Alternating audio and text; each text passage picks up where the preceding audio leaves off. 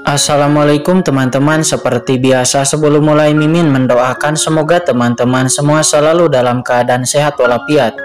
Oke, kali ini kita akan melanjutkan Martial Master versi novel bagian 1776. Bagi yang baru bergabung, selamat bergabung, dan bagi yang belum subscribe dulu lah agar Mimin tambah semangat lagi nih bikin videonya. Oke, kalau sudah kita langsung masuk ke isi ceritanya.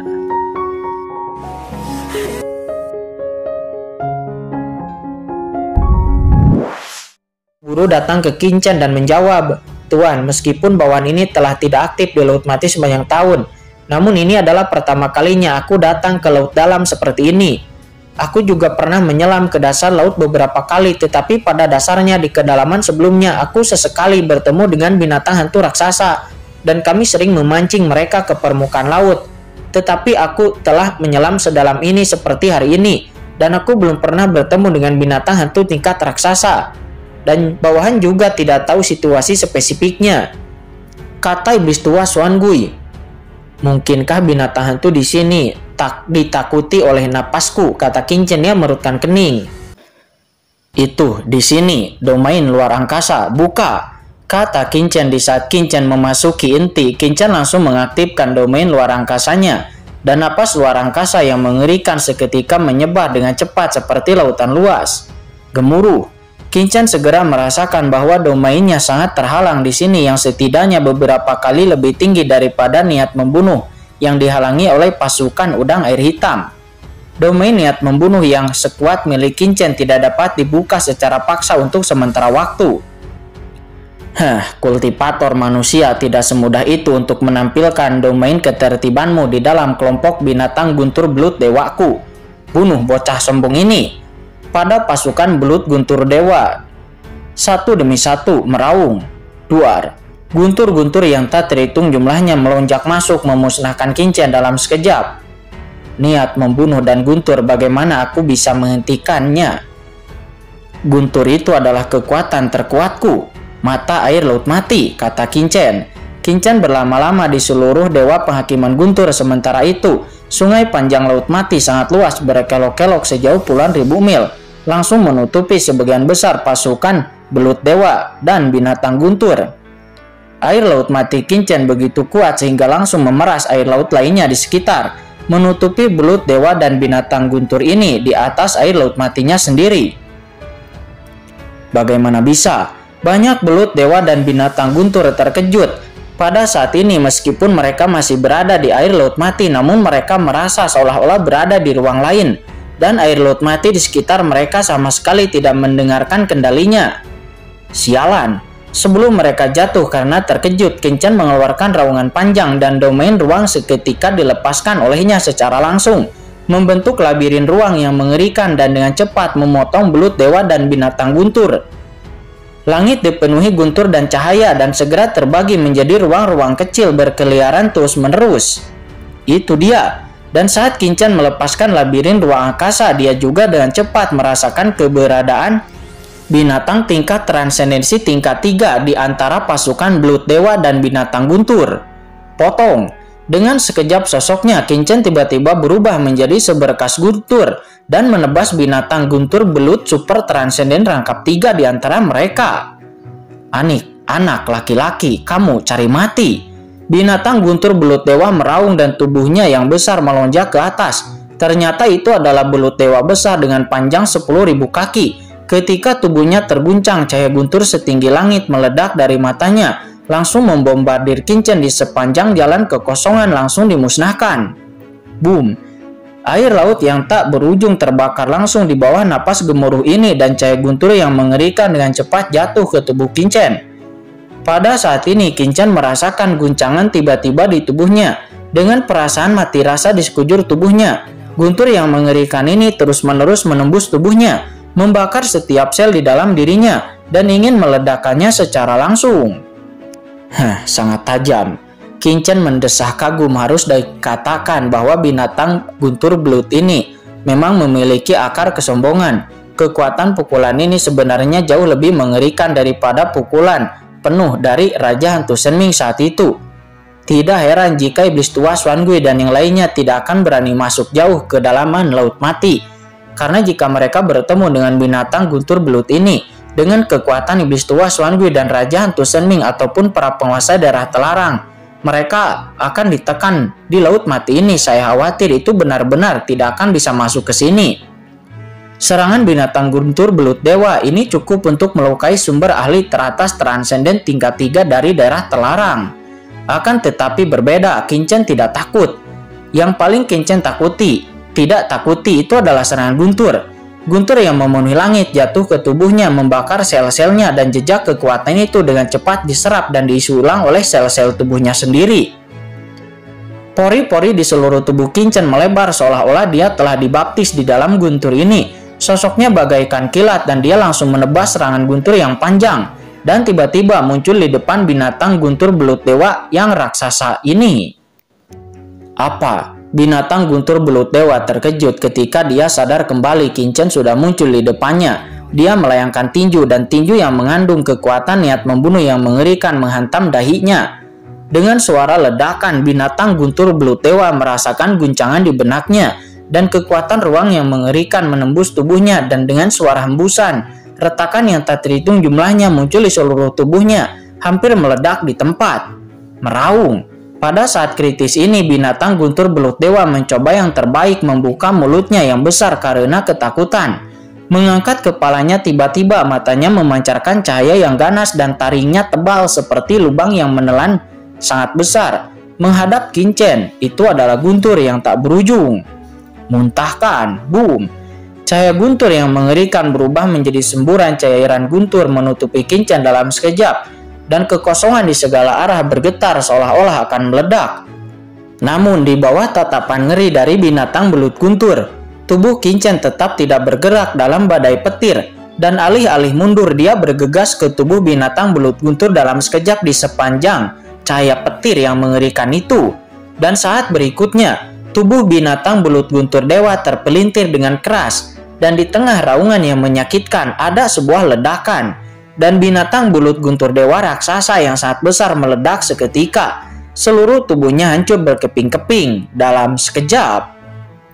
Binatang belut guntur dewa itu terbunuh dengan pukulan dan sumber yang tak terhitung jumlahnya. Kekuatan guntur semuanya tersedot ke dalam tubuh Qin Chen dan diubah menjadi sumber yang murni. Sangat bagus, kata Qin Chen. Dia merasakannya dalam sekejap, bahwa sumber aslinya telah meningkat pesat dalam sekejap. Tentu saja aku masih harus membunuh binatang hantu tingkat raksasa untuk meningkatkan kekuatanku, kata Qin Chen. Dia menghela napas panjang. Membunuh binatang belut guntur ini promosi yang Qin Chen dapatkan lebih dari semua kelompok binatang hantu yang telah dia bunuh sebelumnya. Selain itu, meskipun binatang guntur belut dewa memiliki basis kultivasi yang mencengangkan, namun dia belum menguasai tatanan yang sebenarnya dan hanya dapat menggunakan pemusnahan naluriah dan juga niat membunuh serta kekuatan guntur untuk melawan musuh. Tetapi Qin Chen tidak takut kepada kekuatan guntur dan kekuatan membunuh apapun. Jadi bagi Qin Chen sejauh yang dia ketahui, membunuh binatang guntur belut dewa ini jauh lebih mudah daripada membunuh para penguasa area terlarang. Ho ho ho. Setelah membunuh binatang guntur belut dewa ini, binatang guntur belut dewa yang tak terhitung jumlahnya meraung. Mata mereka berwarna merah darah seolah-olah mereka gila. Boom, boom, boom. Terlebih lagi dari kedalaman pasukan belut dan binatang guntur ini ada 3 aura tingkat raksasa yang muncul. Kecuali belut dewa dan binatang guntur yang dibunuh oleh Qin Chen sebelumnya. Di antara kelompok belut dewa dan binatang guntur ada 3 kepala binatang guntur belut dewa tingkat raksasa lainnya.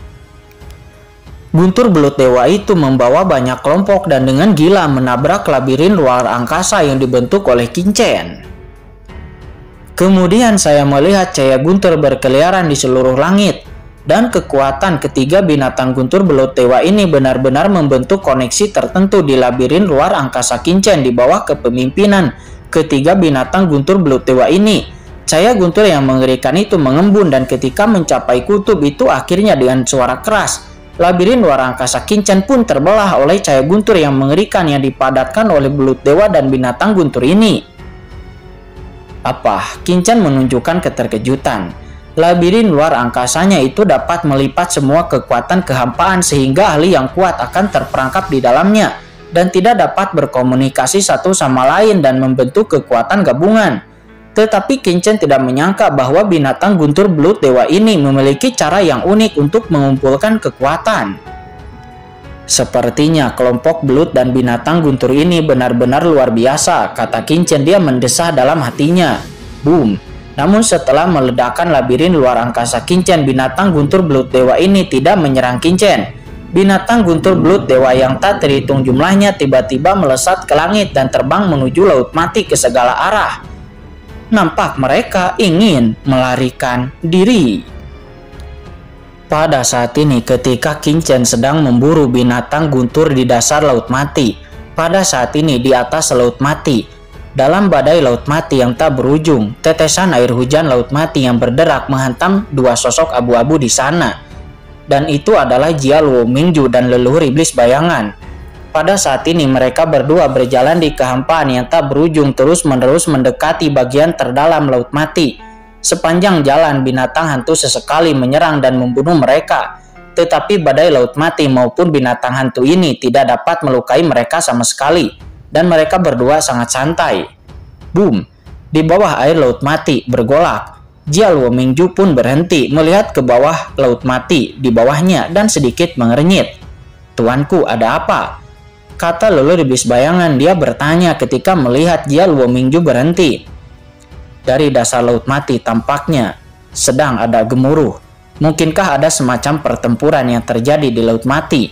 Kata Jia Luo Mingju. Dia merenung. Ada yang bertarung. Leluhur iblis bayangan tertegun sejenak, senyum muncul di wajahnya yang dingin. Dia menggelengkan kepala dan berkata, Tuanku, tempat ini berada di dalam laut mati. Siapa lagi di seluruh tanah telantar yang bisa bertarung di laut mati ini, kecuali orang itu. Akan tetapi Jia Luo Mingju tidak ingin memikirkannya. Lupakan saja, kurasa tidak akan banyak keuntungan di sini. Jia Luo Mingju menggelengkan kepalanya. Ayo, pergi lebih dalam. Keduanya pun dengan cepat bergegas ke kedalaman laut mati.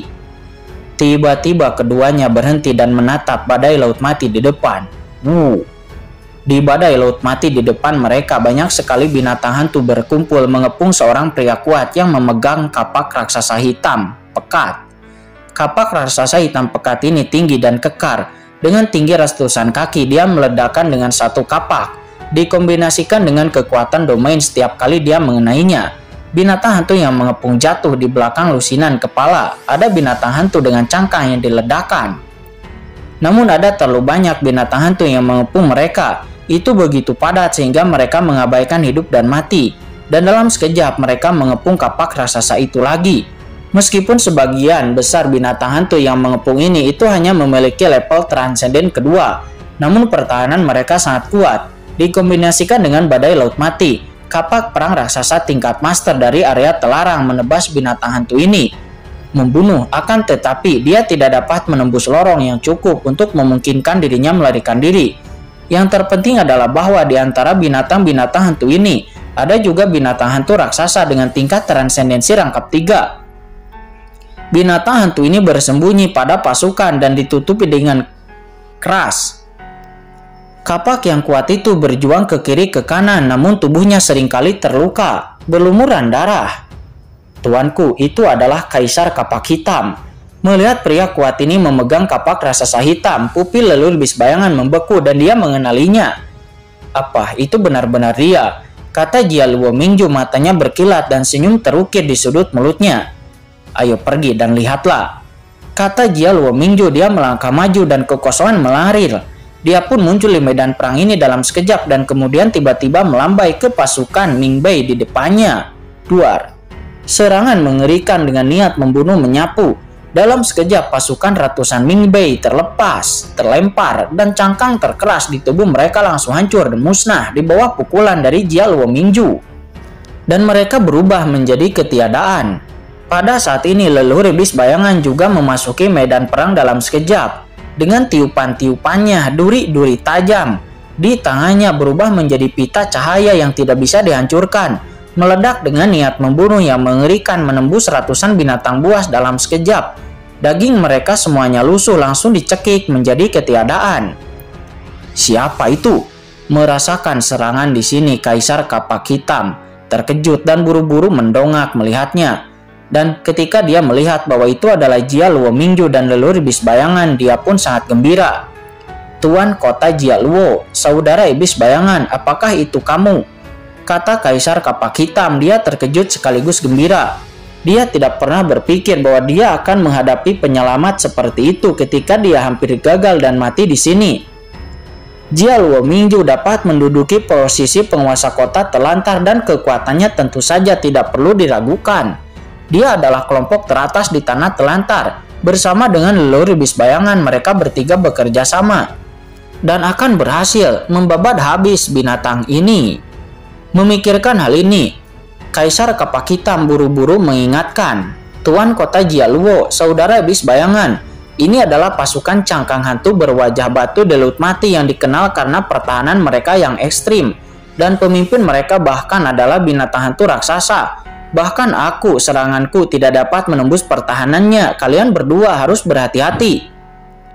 Hanya saja suaranya belum sepenuhnya selesai, dan binatang Mingbei tingkat raksasa terkemuka tiba-tiba menunjukkan sedikit keterkejutan di pupil matanya ketika dia melihat Jia Luo Mingju. Itu kamu. Ada sedikit kepanikan di mata pemimpin binatang Mingbei itu. Kultivator manusia sialan, kamu beruntung hari ini. Mari kita selamatkan hidupmu dulu. Anak-anak, ayo pergi.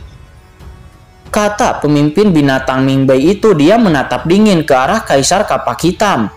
Pemimpin binatang hantu berbalik dan menjarah langsung melesat ke arah Laut Mati di bawah tanpa mengucapkan sepatah kata pun. Dia pun menghilang dalam sekejap mata.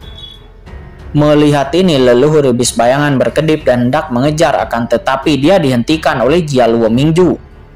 Biarkan mereka pergi. Cangkang hantu tingkat raksasa itu baru saja terbunuh. Kristal jiwanya tidak berguna bagiku, kata Jia Luo Mingju dengan ringan. Leluhur iblis bayangan pun segera berhenti dan berdiri di samping dengan hormat.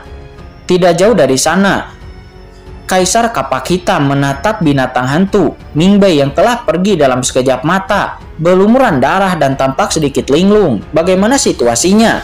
Kapan binatang hantu ini berbicara dengan mudah dan pergi begitu saja? Apakah dia takut dengan kedatangan dari Tuan Kota Jia Luo Mingju? Aku ingin mengucapkan terima kasih kepada Tuan Kota Jia Luo dan saudara iblis bayangan atas bantuannya, kata Kaisar Kapak Hitam. Dia masih bergegas maju untuk memberi hormat. Dia tahu bahwa alasan mengapa binatang-binatang hantu itu pergi itu sepenuhnya karena kedatangan dari Jia Luo Mingju dan leluhur iblis bayangan. Mudah untuk mengatakannya, saudara Kapak Hitam, mengapa kamu bisa terjebak dalam badai Laut Mati di sini? Tanya leluhur iblis bayangan dengan ragu. Kaisar Kapak Hitam menjawab dengan getir, aku telah berlatih di Laut Mati sepanjang tahun, jadi aku sangat akrab dengan Laut Mati.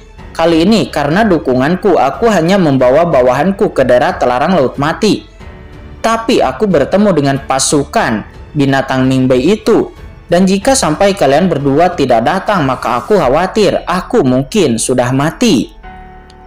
Mendengar itu, Jia Luo Mingju menghela napas. Laut Mati ini berbahaya, memang cukup berbahaya bagimu untuk pergi ke daerah terlarang Laut Mati sendirian. Mengapa kamu tidak ikut denganku? Mendengar itu, Kaisar Kapak Hitam pun berterima kasih dan dia setuju untuk mengikuti penguasa kota Jia Luo Mingju. Tapi ngomong-ngomong, saudara Kapak Hitam, apakah kamu pernah bertemu dengan penguasa dunia bawah dan Raja Hantu Senming sebelumnya? Pada saat ini leluhur iblis bayangan bertanya lagi. Penguasa dunia bawah, Raja Hantu Senming. Apakah kalian berdua mengatakan bahwa itu adalah sekelompok orang yang sebelumnya telah membunuh Dewa Kematian? Kata Kaisar Kapak Hitam. Dia menggelengkan kepalanya.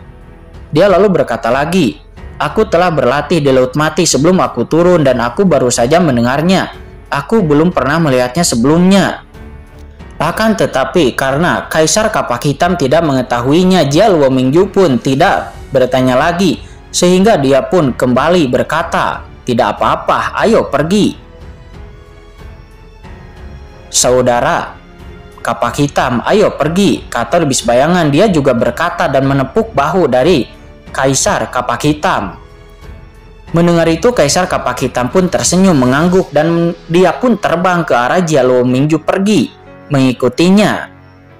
Akan tetapi baru saja dia melesat mengikuti Jia Luomingju, tiba-tiba ada rasa sakit yang tajam di punggungnya.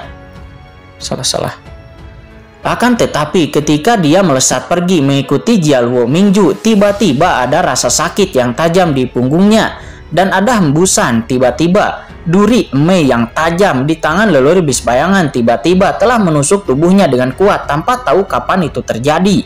Perasaan mengerikan dari niat membunuh tiba-tiba meledak dari tubuhnya. "Kamu leluhur bis bayangan, kenapa kamu?"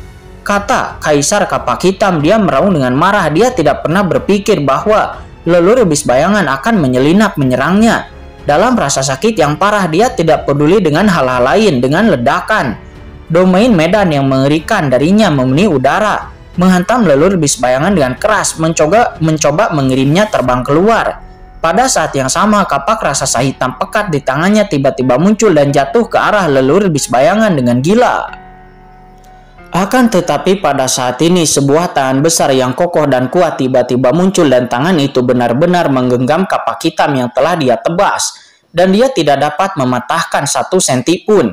Serangan kekuatan penuh dari tingkat transendensi rangkap 3 itu dipenjara dengan sangat kuat di dalam kehampaan, tidak bisa bergerak. Dan pemilik tangan besar itu tentu saja adalah Jia Luomingju. Pada saat ini sebuah senyuman terukir di sudut mulutnya dan dia menatap Kaisar Kapak Hitam dengan samar. Matanya tampak sedang menatap orang yang sudah mati.